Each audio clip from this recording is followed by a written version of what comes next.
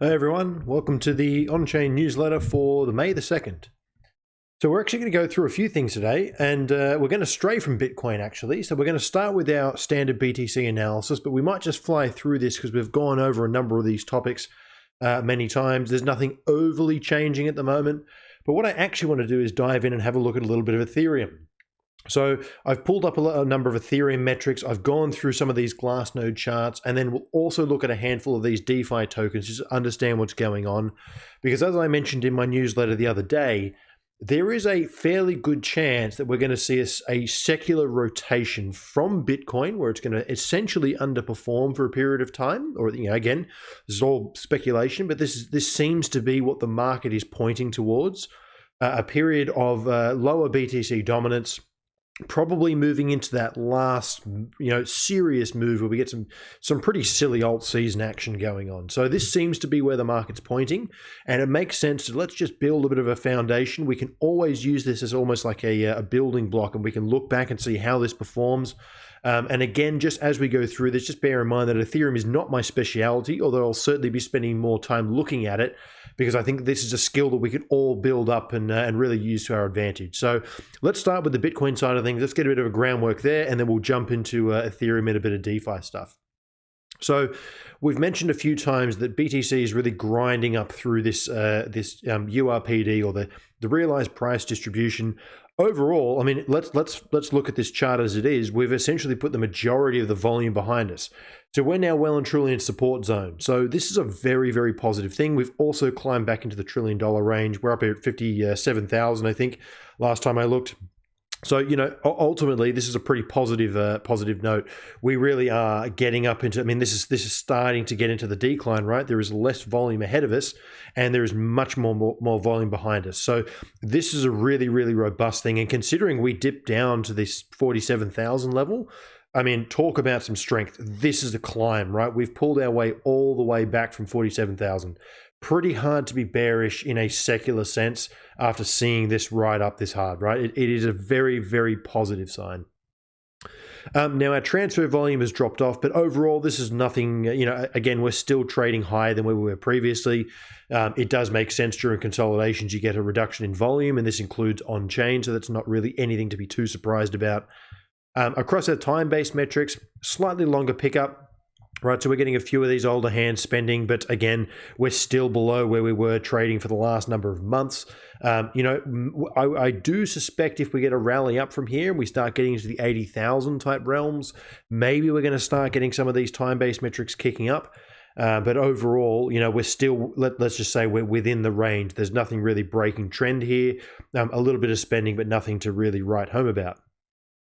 We're getting a little bit more data coming in to see what was going on during this correction. So these net entities growth metrics, these are new people coming on chain, and overall, these metrics only refresh once a week, or it's a week lag in the data. So we can see now in that correction that we had previously, we had naturally a reduction in new entries. But overall, this is a positive sign, right? We've still got a fairly high number of new people coming in on chain. A lot of these people would have got burnt in this correction, which is, overall not a bad thing, and there's going to be people who are withdrawing and actually buying that dip. So overall, still elevated. There's still demand up here, right? We're not falling back in terms of new people to levels that are, right, ridiculously low. So overall, pretty good.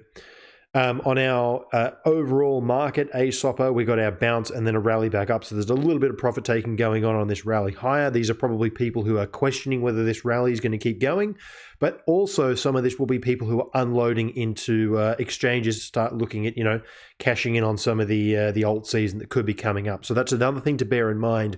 People will start rotating BTC profits from this point onwards. We can see our short-term SOPR really did break down quite low. This is a beautiful bottoming signal. And then we've essentially gone back and bounced, and then away we go. So, ultimately this is saying that there is a little bit of profit taking going on. And, maybe that indicates that BTC is going to be range bound. We've mentioned a few times that we've got older coins that are maturing. So our long-term position change is going green. This is good. This means that more coins are maturing that are being spent. We've still got a few coins that are being spent of those older coins, and this little uptick here lines up with what we've going on in our time-based metrics. So there's a little bit of spending going on, but if I was to hazard a guess, I would say that this is actually going to be rotation into alt season and probably pushing some of the Ethereum price action. So, I really would not be surprised if this is kind of the early signs that we're seeing of Bitcoin is essentially using this down dip as an opportunity to say, look, we're going sideways. Bitcoin's probably going to underperform from here. It's time to start juicing the alts. Miners who really don't have much of a choice in terms of which coin they mine, they're still in well and truly in accumulation zone. So, again, they're not selling. That's a positive sign from the bulls. We can see a slight uptick in exchange balances, and this is actually being led largely after the correction. And really, this is strongly suggesting that we're going to get this alt season rally. These are people who are rotating. And meanwhile, we've still got these liquid supply chains. So again, these are coins maturing, which is still reflected in our HODL wave. So, the coins that were accumulated by institutions in the early bull, they are maturing. So that's story one. But we also have a little bit of spending going on, which my theory is that this is people who are going to, take some punting on altcoins. So that's the overview when it comes to BTC. So now let's jump into some Ethereum analysis. So again, we'll kind of run through these, and a lot of these metrics we might have to explore a little bit slower and just get a bit of a feel for how they work. Now, let's start this analysis with the fundamental difference in the way transactions work in Ethereum, and also just the general culture of the Ethereum chain and how it differs to BTC. So in on-chain analysis, you can't just apply the same concepts that you would for Bitcoin directly to Decred. You can't apply it to Ethereum. You can't apply it to any other chain. Maybe Litecoin is probably a close analog. But, in Decred, you've got tickets that are moving. There's coins always in circulation. So your realized cap at the very fundamental level is very different.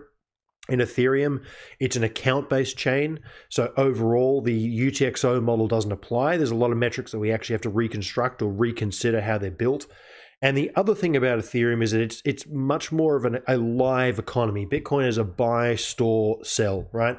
That's the general flow of funds through BTC. And we track old hands with dormancy. That applies to an extent in Ethereum if you're getting buyers and holders. But in many instances, people are using their ETH in collateralized debt obligations. They're using it in, DeFi lending, farming practices, all this kind of stuff. So coins are also, it's kind of a blend between that Decred model of coins are always moving. Some just go into cold storage, but a lot of them are active.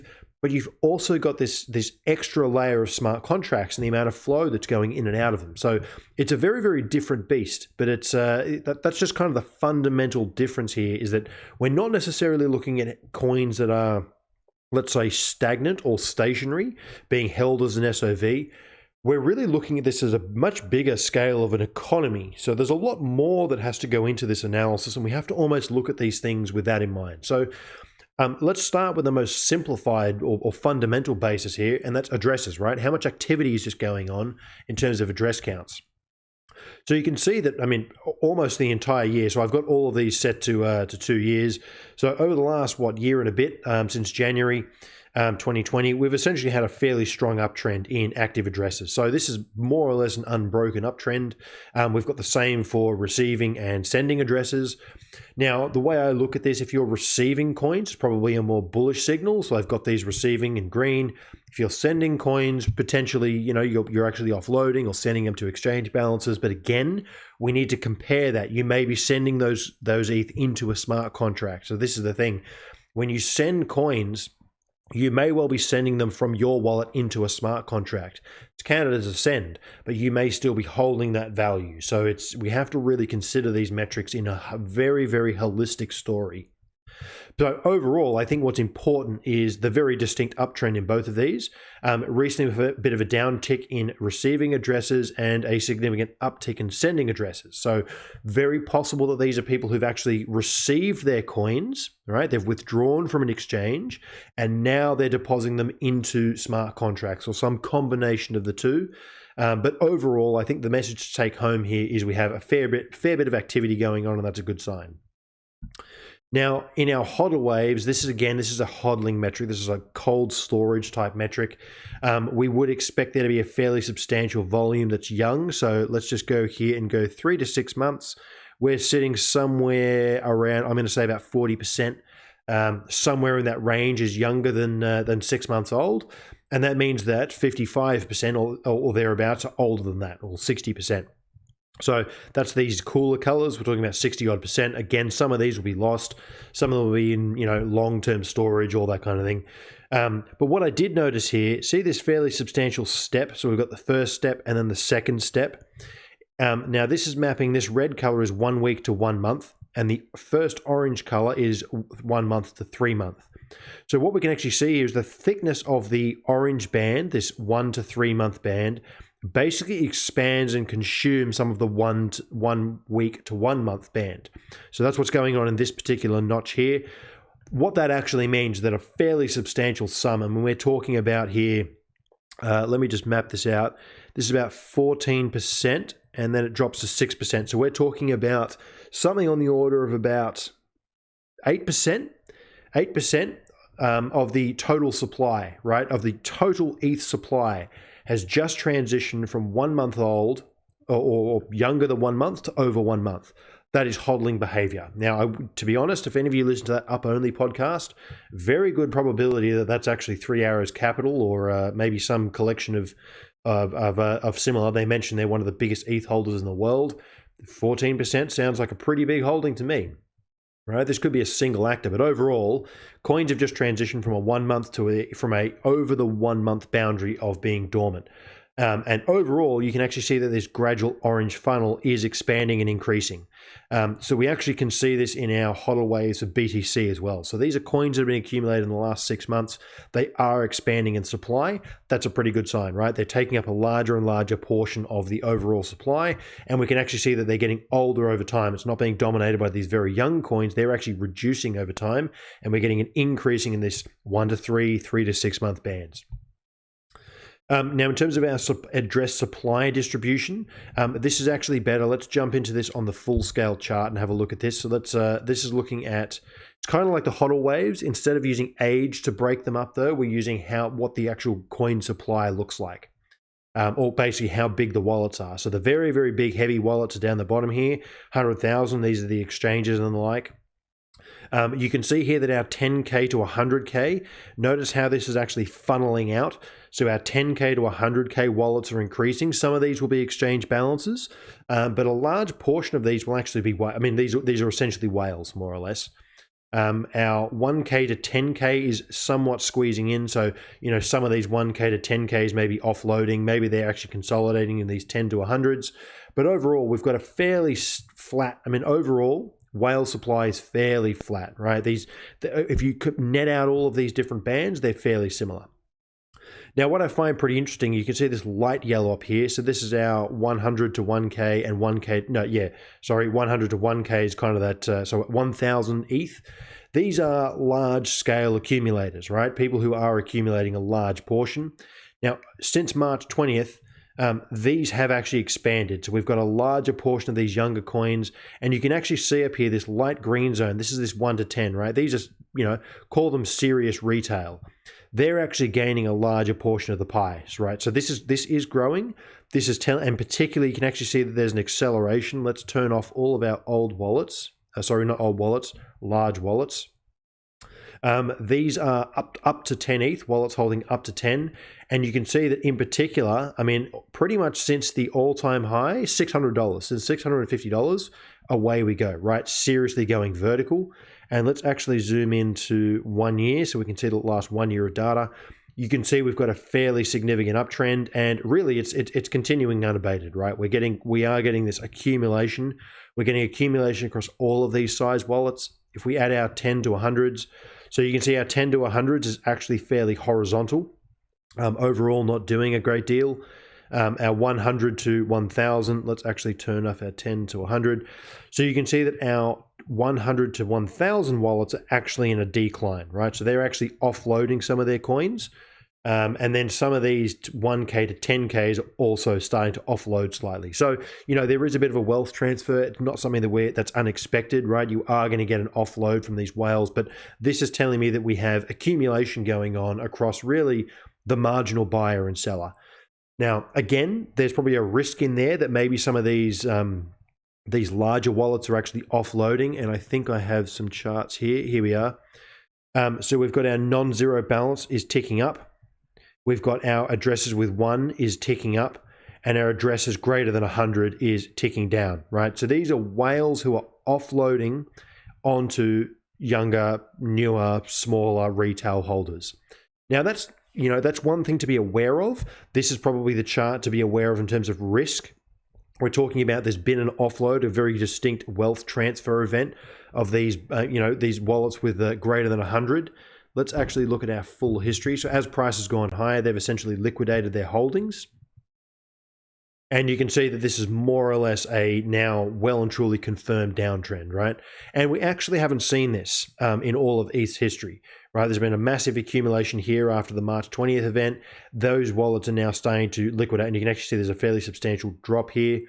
Now, again, this is the number of addresses. Let's actually look at supply, because we may be able to get a better view on our different wallets here. So let's go 1 to 10. So 1 to 10 is ticking higher. Let's go 3 years. I think that's probably enough time. 1 to 10 still on an uptrend. 10 to 100 is in a very distinct downtrend, right? So this is kind of our barrier here. Once you get above 10 ETH, now we're starting to talk about wallets that are actually distributing at this point in time. So 10 to 100 is distributing. 100 to 1,000 is strongly distributing. And 1,000 to 10,000, I think we can probably draw the line at whales here. Distributing, but a slight uptick of late, right? But overall, distribution across everything above 10 ETH wallets. So this is really the, overall what we should be paying attention to in terms of a risk factor. It kind of tells me that we're probably going to be getting closer to the end of the cycle than not. But also remember that once these guys have distributed, if price keeps going higher, that means that retail is still stepping in to basically run the puck to the end of the field, right? They can't sustain high prices, but they can certainly push it to stupid prices. So this is where it's starting to get into that. Maybe it's like a flash run. We're going to get into this like last scale rally, this euphoric alt rally towards the end, and that could be pushing into blow off top type territory. Maybe we have to go into a bit of period of consolidation, but this is something to just pay attention to. Now, the other thing to look at is so that's kind of an overview of wallets and the actual wallet addresses, size of wallets, whales, small holders. It's kind of the overview of what people are doing. So now let's look at it from an economic standpoint. So let's look at things like the percent of supply in smart contracts, how many contract calls are going on, fee dominances, the amount of gas that's being used, this type of thing. So a bit more about the economy side, the big picture, how much is the chain being utilized? So what's really good to see is the percent of supply in smart contracts just keeps going higher. And same as ETH2. So the ETH2 contract continues to absorb coins. But we're now, in terms of supply and smart contracts, 22.8%. It's a pretty substantial sum, right? We're talking about almost a quarter of the entire ETH supply is locked in some sort of smart contract. Now, these are people who are holding long term. And we have to also remember that when we're looking at addresses, if you're a whale and you have 10,000 ETH and you deposit into a pooled address like, Uniswap, some kind of pool or some kind of liquidity farm, you are handing over ownership of that 10,000 ETH to the pool. So when we're seeing this significant reduction in the individual wallets, the count, right, the number of wallets who are actually holding it, let's say this chart here, the number of addresses with balance greater than 100, this reduction in counts of balances could also be a whole lot of people pooling into a single address, right? So that's one thing to pay attention to. That's why I like looking at these supply held in 100 to 1,000, because that's telling us how much of the overall coin supply. And you would expect that if everyone's pooling into these different things, then this is going to tick higher. And perhaps what we actually need to do, and again, I apologize for sidetracking, we're kind of working this out as we go. In terms of, okay, so here's an interesting metric. So we've just looked at our supply held by, 100 to 1,000 trending down, 1,000 to 10K trending down. But let's think about a Uniswap pool. A Uniswap pool is going to have over 10,000 ETH. So now let's look at the supply in 10,000 to 100,000. There it is, right? This is what I'm talking about, where we're saying, even though you've got people depositing, you've got less individual wallets, That's because many of these wallets have actually transferred their wealth into a pooled contract. So I'm going to actually hazard a guess here that this is the metric we need to be paying way more attention to. So this is the amount of supply held by wallets with 10,000 to 100,000. This is some collateralized pools. This is Compound. This is Uniswap pools. This is what we want to be looking at. So this makes a lot more sense to me now, and we can actually see that it's just been spectacular since November. So really, this is the Michael Saylor accumulation of BTC era. So, the smart money has been putting money into these smart contracts. So this makes a lot of sense to me, and you can actually see that recently we've got a continued uptrend. So I'm actually going to take, a lot of what I've said during this session and say this is actually pretty bullish. In terms of supplier lockup, it's pretty hard to be bearish at this point in time, particularly when you see this kind of strength in an uptrend. Let's look at our greater than 100,000. So greater than 100,000 is ticking down. This is interesting. This will somewhat be exchanges as well. Let me jump to back here. I think I have an exchange wallet one here. Let's go exchanges, exchange balance percent. More or less the same chart. Yeah. So this is telling me that our balance on exchanges continues to tick down. Do we actually have a total volume here? Exchange balance stacked. So we're talking about on exchange balances, we're talking about somewhere between 15 and 12.5 million ETH, right? That's kind of our realm in terms of total exchange balances. And if we now go and look at our supply greater than 100,000, and again, some of those exchanges won't have that much, but we're talking about here 30 million. So roughly 50% of this would be accountable as exchanges. The rest of it is going to be some kind of massive smart contract, and this is the thing, right? Ethereum has its own baked in smart contracts that will function somewhat like an exchange. So when we're seeing the amount of supply going into smart contracts trending higher, we're talking about 25% or almost a quarter. Overall, this is pretty bullish. This is a good sign. We're seeing the total number of contract calls ticking higher, and this is both internal and external. I need to actually research a bit more and understand the difference between the two. But overall, we're seeing more coins lately breaking higher into an uptrend on how much contracts are being deployed. And that really does line up with the supply that we're seeing go into these 10,000 to 100,000 ETH wallets. One that I want to look at here is exchange fee dominance. So what this is saying is of all the on-chain transaction fees, how much of it was associated with exchange activity, whether it's deposits. So if you send ETH to an exchange, it will take the gas from your fee and it will say that is a deposit. If an exchange is withdrawing coins, then that's going to be whatever the aggregate withdrawal cost is, that will essentially be the, accounted for in this metric. So withdrawals here are in blue, and we can actually see a story here, right? We can see back during the 2017 bull run, this is ICO era, most of the exchange-related transaction fees were deposits, right? People moving coins onto the exchange to punt on altcoins. Now we've got DeFi, look how much of it has gone to withdrawals. It's completely overrun during this 2018 to 2019 period, and now it's almost entirely withdrawals. And what I really want to zoom in on is, let's go 6 months, this nice spike here. We've gone from a typical, this is typical. Withdrawals account for about 4.85% of total gas. Here we're talking about withdrawals counting for 8.2%. There's been a huge amount of withdrawals that have occurred over the last couple of weeks, and this again is pretty bullish. Let's look at our exchanges. Can we look at our exchange net flow volume? And we're seeing, there it is. There's our massive exchange withdrawal balance. I mean, again, we're talking about, let's zoom out to about 2 years, see how this scales.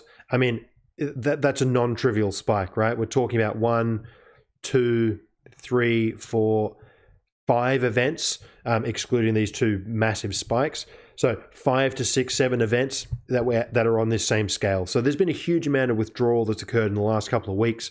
Again, very, very easy to be constructive on Ethereum at this point in time. It looks like the smart money, even across our BTC metrics, but it's certainly in our ETH metrics, are getting ready to actually push this thing higher. So a lot of this will be leverage getting taken out, MakerDAO vaults, people levering up on Compound, whatever it is, using Uniswap.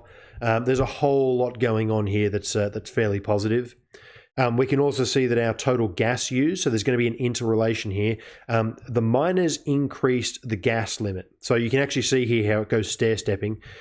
This is where they've increased the gas limit last time, and it reached this new, basically all blocks being full, hitting this this peak level of gas usage across the whole network. And they've just basically increased it by another, I think it was 25% or 15%.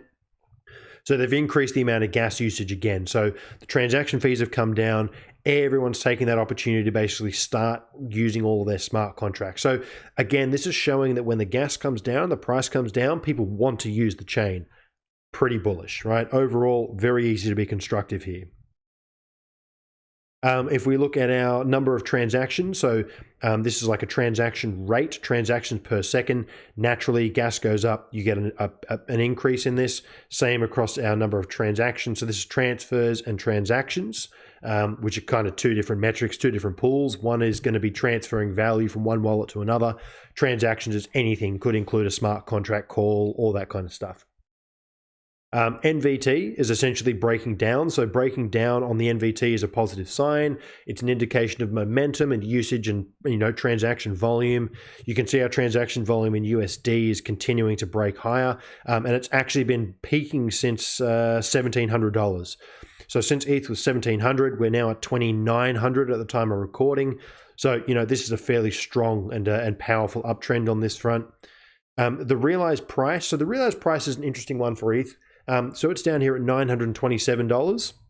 Now, the realized price is going to be an interesting metric because like BTC, which is actually trending fairly low, when old ETH comes back to life, this is going to start trending higher. So at the moment, we've kind of been in this fairly stable uptrend, and this is pretty much since January. So let's just call this year to date. Year to date, there's been a lot of activity going on. This could be some of those older coins coming back to life, moving into smart contracts, taking advantage of new DeFi protocols. But really, we've seen this explosive growth in volume recently and only a fairly minor change in the gradient of the realized price. Let's actually go year to date and year to date. So particularly since March 28th, and if we go March 28th, I mean, there's a slight increase, but this is really telling me this is new ETH coming in, right? These are new people buying and then using smart contracts and getting involved in the ecosystem. So yeah, again, pretty positive sign. I really like this chart. So this is our balance on exchanges, perpetual downtrend. They're now down to 12%. And supply in smart contracts used to be around 12%, now around 25%. I mean, this is a transfer of relevance from centralized exchanges into decentralized and, the whole DeFi space. This is product market fit in two charts. Again, pretty easy to be constructive.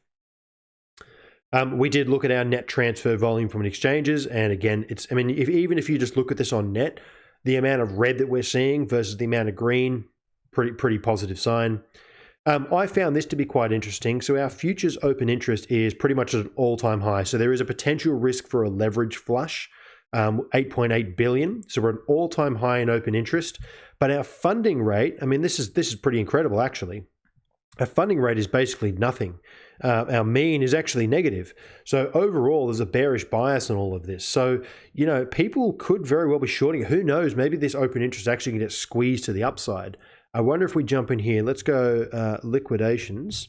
Let's look at our total long liquidations of late. And we'll go bar and we'll look at all. So long liquidations, pretty much nothing of late. And if we go short liquidations, a hell of a lot more. So we've got 14 million, 19 million, 14 million, 40 million. So in the last couple of days, we're talking somewhere between 40 and 14 million. And if we go back to our long liquidations, and again, it's easier to say because price is going higher, 8 million, 7 million, 5 million. So there's a very real possibility here that we've got a whole lot more people who are actually trying to short this thing. Maybe we get a supply squeeze to the upside, right? That overall wouldn't surprise me at this point in time. Let's look at our Uniswap volume. I think this is always a good metric. Thinking about it. So look, overall, it's pretty easy to be constructive on ETH at the moment. We're talking about overall volume, 1.1 billion, 1.1 billion. I mean, pretty consistent volume. Transaction counts, Uniswap's a pretty good proxy. I mean, again, we're seeing this fairly strong uptrend in Uniswap transaction counts. So given the volume is fairly similar, the number of counts kind of suggests that maybe there's more, and particularly now that the gas is lower, it does make sense.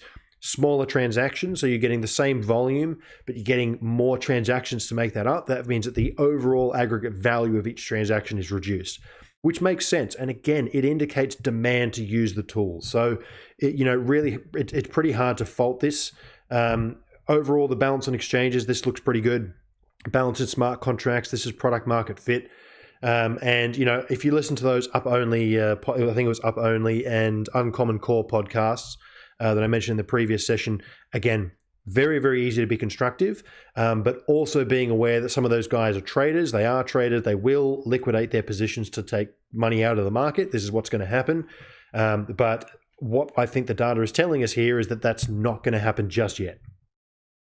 Now, just to close out this session, I've mapped out 4 primary DeFi coins. On the left-hand side, Comp, Aave, Uniswap, and YFI. These are the 4 that in my kind of world, with the way I'm looking at this space, of all the 4 that give me an idea about what's going on in this market, these are the ones that I tend to revert to as my kind of defaults. Aave's had exceptional price performance the whole time. Uniswap is kind of the, it's the principal DEX, the number one protocol with locked liquidity. It's kind of the centerpiece of the Ethereum ecosystem at this point in time. Compound is one of the most fundamentally sound projects in the space. I personally will be looking to pick it up, hopefully in the next bear market. Who knows, maybe I'm going to miss the whole thing, but I'm certainly looking to pick up some Compound when that rolls around. And YFI is really the premier DAO, the actual on-chain hedge fund that exists on Ethereum. It's kind of a loved and hated asset. It's gone through different waves, but it's kind of that, it's unique, right? There's only one of them. There's nothing that really competes with it in its own space. And therefore, I think it's one to just pay attention to. It's one that whales will have a, more of a say in what's going on. So I've got 4 different charts here, then just to understand what's going on in the DeFi space, understand a bit of the relationship, number of addresses with non-zero balances. And you can see that all of these are essentially ticking higher. If we actually zoom really close in for the last 3 months, because that's really what we care about at this point in time. YFI has got a reduction, so there's someone who's really de-levered themselves and got themselves out. Uni has slowed down somewhat, and Comp is actually on a trend higher. So we're seeing a bit of a flattening out of some of these DeFi tokens. Maybe it's suggesting that it's actually ETH's time to shine. That is a possibility. If we look at the number of active addresses, Compound is in a very, very strong uptrend, and you can actually see the correlation between active addresses and price. Aave's started slightly later, so it started around April 9th, whereas Compound was on the run from late March. So Compound's been on a run about a week before everything else. You can see, again, Aave's price really follows that active address count. Uniswap, again, since early April 11th, April 9th, has again also started ticking higher. And even YFI is ticking higher in terms of active addresses. Interesting that we're getting fewer people kind of selling out from YFI, but simultaneously we've actually got a bit of an uptrend in the active addressity, or the number of people who are actually using it. If we look at the number of transfers, again, same story across Comp. This is pretty good. Aave, I mean, this is a fairly distinct bottom, right? This is a complete reversal in terms of activity. Aave is trading sideways. Maybe it should be actually trending higher. Uniswap is trending higher along with overall number of transfers. Yearn still looking a little bit flat. So of all of the coins here, I think Compound is showing probably the most amount of strength. And I did do some comparison just on a pure price basis. Compound is really outperforming in the DeFi market right now. And the last one, which I think is kind of the great equalizer, is the total USD transaction volume. How much USD is being sent around each of these networks in their relevant tokens. So on the Uniswap front, you can see here 500 million. The current movement is 600 million, and this one is by far the most significant. You can see on the axis here, we're talking about hundreds of millions and billions. All of these are somewhere underneath 400 million, 300 million, and then Comp 150 million. So Uniswap is clearly moving the most amount of value around. It too is starting to pick up, so that's a good sign alongside these active addresses. RV trending higher. Compound, this is really, really strong. So of all of the tokens here that's really shining, Compound is probably the one. Yearn is relatively flat across this metric. So fairly unexciting performance from Yearn. Maybe this uptrend is actually somewhat overvalued. Maybe there's actually a short-term short position in there. Again, I'd be skeptical shorting many of these DeFi tokens because this market is just so hype focused. But certainly in terms of outperformance, YFI is not showing a great deal of strength. Aave and Compound the strongest comp by far. And Uniswap, again, nothing to, it's still fairly strong. So that's a bit of an overview. Pretty constructive at this point in time. It does make sense that there's going to be some kind of rotation. I think that our Bitcoin metrics are telling us people are getting ready to rotate some of their value into alts, start playing that Ethereum trade, that, really exciting, pretty crazy, pretty insane blow off euphoria phase. Feels like that's what's coming. Again, a lot of these metrics, and again, I'm not a professional when it comes to looking at Ethereum and DeFi. We'll probably have to work through this a few times together. But overall, I think that it's pretty positive, right? Particularly when you're seeing the amount locked up in smart contracts. Ultimately, this is the trade, right? Balance on exchange is down, balance in smart contracts up. That is the trade. Now that the gas fee is down, we're going to get a lot more activity on chain, which shows that product market fit. Again, I don't believe it's the long-term solution, but Ethereum is trying to feel, the devs are trying to feel their way around and make this thing work. So, look, I think the biggest cautionary tale here is the gas fee will probably not remain low for a long period of time. So just be careful if you are using farms and you are taking on leverage on chain using MakerDAO or Compound or anything like that. Just be aware that these gas fees are temporary. It's a good opportunity to take advantage of them. I had a transaction at 25 Gwei for the first time in living memory.